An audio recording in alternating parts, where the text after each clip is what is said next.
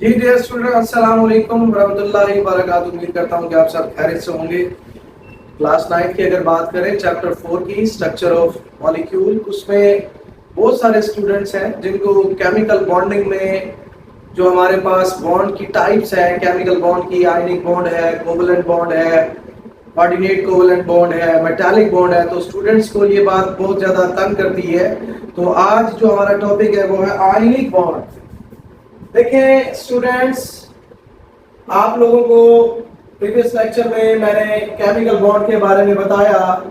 तो ionic bond दरअसल ऐसा बॉन्ड होता है जो कि मेटल और नॉन मेटल्स के दरमियान तश्कील पाता है।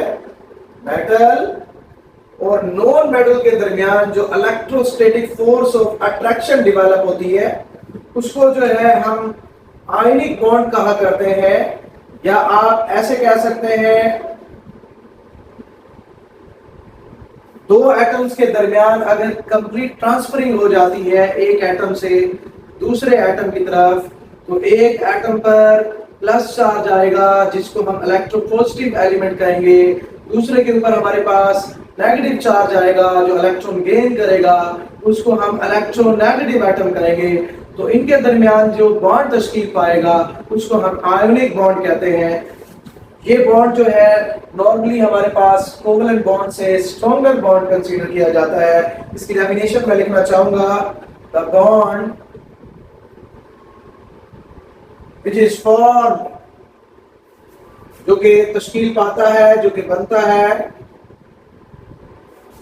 which is formed by the complete transferring of electron। Kindly ये आप नोट कर लेंगे, by the complete transferring of electrons।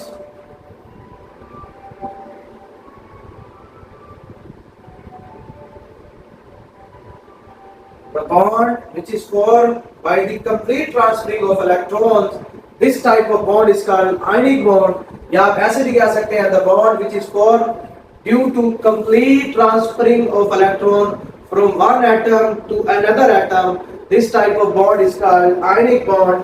हमारे पास एक तरफ सोडियम है और एक तरफ हमारे पास क्लोरीन है, क्लोरीन एटम है।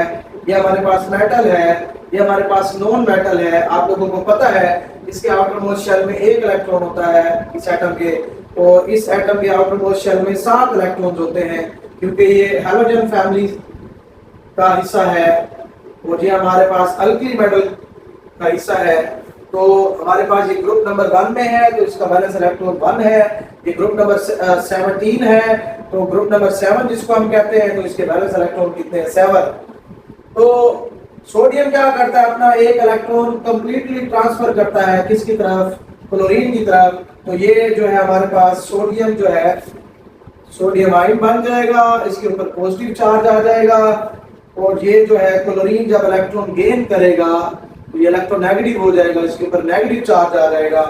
तो पॉजिटिव और नेगेटिव चार्ज की वजह से इनके दरमियान जो electrostatic force of attraction develop होगी इसको हम जो है आयनिक बॉन्ड कहते हैं।